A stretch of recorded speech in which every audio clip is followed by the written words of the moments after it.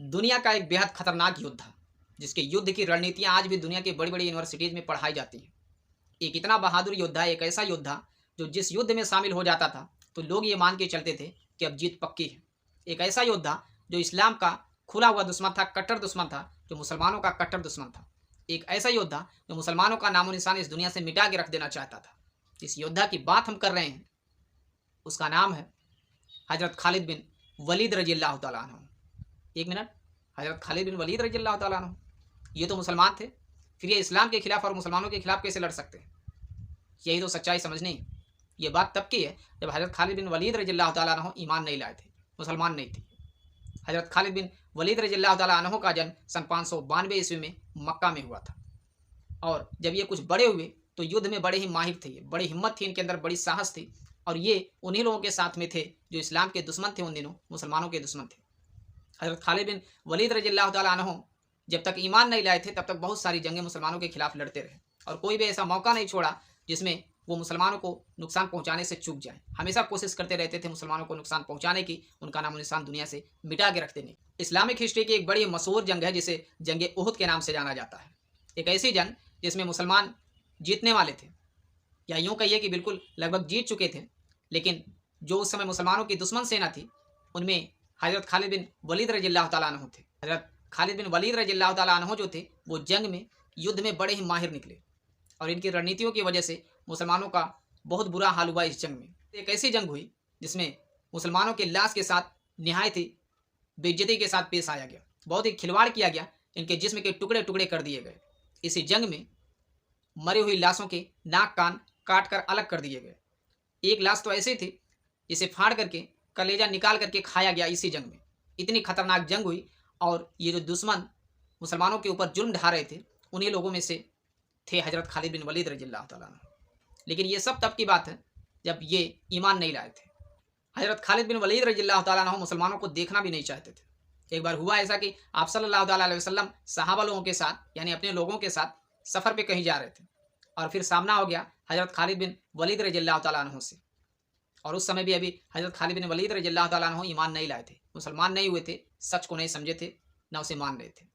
आप सल्लल्लाहु अलैहि वसल्लम जंग से बचने के लिए हज़रत खालिद बिन वलीद रज़ियल्लाहु तआला अन्हु को थोड़ा इग्नोर करके बच बचा के वहाँ से निकलने के लिए सोचे, लेकिन निगाह पड़ गई हज़रत खालिद बिन वलीद रज़ियल्लाहु तआला अन्हु की आप सल्लल्लाहु अलैहि वसल्लम के ऊपर। अब वो पीछे पड़ गए, वो इस फिराक में रहने लगे कि जैसे ही मौका मिले इनके ऊपर हमला कर दिया जाए। इसी दाव पेंच में लगे रहे, लेकिन ऐसा मौका मिल नहीं पाया उन्हें, जबकि वो यही चाहते थे कि इन मुसलमानों के ऊपर हमला किया जाए और इनका नामो निशान यहाँ से ख़त्म कर दिया जाए। बहरहाल यहाँ पर ऐसा तो कुछ हो नहीं पाया। हज़रत खालिद बिन वलीद रज़ियल्लाहु तआला अन्हु हमला करने में कामयाब नहीं हो पाए, और आप सल्लल्लाहु अलैहि वसल्लम को जहाँ जाना था वहाँ चले गए। उसके बाद कुछ सालों के बाद अल्लाह की मर्जी ऐसी होती है कि मुसलमानों की संख्या बहुत तेज़ी से बढ़ने लगती है। मक्का से जहाँ 2 लोग मदीना गए थे, जब कुछ सालों के बाद आप सल्लल्लाहु अलैहि वसल्लम मक्का वापस आते हैं, तो एक बहुत बड़ी सेना होती है आप सल्लल्लाहु अलैहि वसल्लम के साथ। और जब इतनी बड़ी सेना को देखते हैं, हज़रत खालिद बिन वलीद रज़ियल्लाहु तआला अन्हु जो अभी भी मुसलमान नहीं हुए थे, अभी भी ईमान नहीं लाए थे, वो डर के मारे मक्का छोड़ के भागने लगते हैं। भाग जाते हैं, वहाँ पे रुकते ही नहीं, क्योंकि अब इनके अंदर इतनी हिम्मत नहीं रह गई थी, इतना साहस नहीं रह गया था, इनके अंदर खौफ भर गया था, ये मुकाबला नहीं कर सकते थे। जब आप सल्लल्लाहु अलैहि वसल्लम मक्का में तशरीफ़ लाए, उस समय हज़रत खालिद बिन वलीद रज़ियल्लाहु तआला अन्हु के एक भाई थे जिनका नाम था वलीद बिन वलीद। इन्हें बुलाते हैं और इनसे आप सल्लल्लाहु अलैहि वसल्लम हज़रत खालिद बिन वलीद रज़ियल्लाहु तआला अन्हु के बारे में पूछते हैं, उनका हाल चाल पूछते हैं। जब आप सल्लल्लाहु अलैहि वसल्लम हज़रत खालिद बिन वलीद रज़ियल्लाहु तआला अन्हु के बारे में उनसे, उनके भाई से हाल चाल पूछते हैं, फिर मालूम ये चलता है कि वो डर की वजह से यहाँ से भाग गए हैं। और फिर आप सल्लल्लाहु अलैहि वसल्लम के हाल चाल पूछने के बाद जब कुछ वक्त गुजरता है, तो हज़रत खालिद बिन वलीद रज़ियल्लाहु तआला अन्हु के जो भाई थे वलीद बिन वलीद, एक चिट्ठी लिखते हैं अपने भाई के पास, यानी हज़रत खालिद बिन वलीद रज़ियल्लाहु तआला अन्हु के पास, और उस चिट्ठी में लिखते हैं कि आप कहाँ हैं, आपको हज़रत मोहम्मद मुस्तफ़ा नबी करीम सल्लल्लाहु अलैहि वसल्लम पूछ रहे थे, आपका हाल चाल पूछ रहे थे, आप कैसे हैं, कहाँ हैं। जब हज़रत खालिद बिन वलीद रज़ियल्लाहु तआला अन्हु ये बातें सुनते हैं, ये पढ़ते हैं, तो उन्हें बड़ा ताज्जुब होता है कि मुझे जिस इंसान से इतनी नफ़रत है, जिन लोगों से मुझे इतनी नफ़रत है दिल में, जिन लोगों के लिए मेरे जहर है, वो लोग हमारे दुश्मन होकर के मेरे बारे में इतना हाल चाल पूछते हैं, मेरी खैरियत पूछते हैं। और इस घटना के बाद जो हज़रत खालिद बिन वलीद रज़ियल्लाहु तआला अन्हु होते हैं, उनका दिल वहीं से चेंज होना शुरू हो जाता है। वो सोचने लगते हैं कि ये कैसा दुश्मन है मेरा, जो मेरे बारे में हाल चाल पूछता है, मेरी खैरियत लेता है। ये कोई मामूली शख्स नहीं हो सकता है। और यहाँ से उनकी सोच बदलने लगती है, दिलो दिमाग बदलने लगता है। इसके बाद हज़रत खालिद बिन वलीद रज़ियल्लाहु ताला अन्हु अपने आप को रोक नहीं पाते हैं और वो मिलने के लिए चल पड़ते हैं आप सल्लल्लाहु ताला अलैहि वसल्लम से। जब जा रहे होते हैं रास्ते में तो उन्होंने बहुत सारी जंगें की, बहुत सारा सफ़र किया, लेकिन आज तक कोई भी सफ़र उन्हें ऐसा महसूस नहीं हुआ था जैसा आज उन्हें लग रहा था। वो जब मिलने के लिए जा रहे थे आप सल्लल्लाहु ताला अलैहि वसल्लम से, तो कुछ अजीब ही ढंग का उन्हें एहसास हो रहा था। इससे पहले वो कभी भी ऐसा महसूस नहीं किए थे। जब हज़रत खालिद बिन वलीद रज़ियल्लाहु ताला अन्हु आप सल्लल्लाहु ताला अलैहि वसल्लम के पास पहुँचते हैं, तो उस समय आप सल्लल्लाहु ताला अलैहि वसल्लम मस्जिद नबवी में तशरीफ़ फरमा रहे थे। और जैसे हज़रत खालिद बिन वलीद रज़ियल्लाहु ताला अन्हु आप सल्लल्लाहु ताला अलैहि वसल्लम के पास पहुँचते हैं, तो आप सल्लल्लाहु ताला अलैहि वसल्लम बड़े खुशी से उनका इस्तकबाल करते हैं।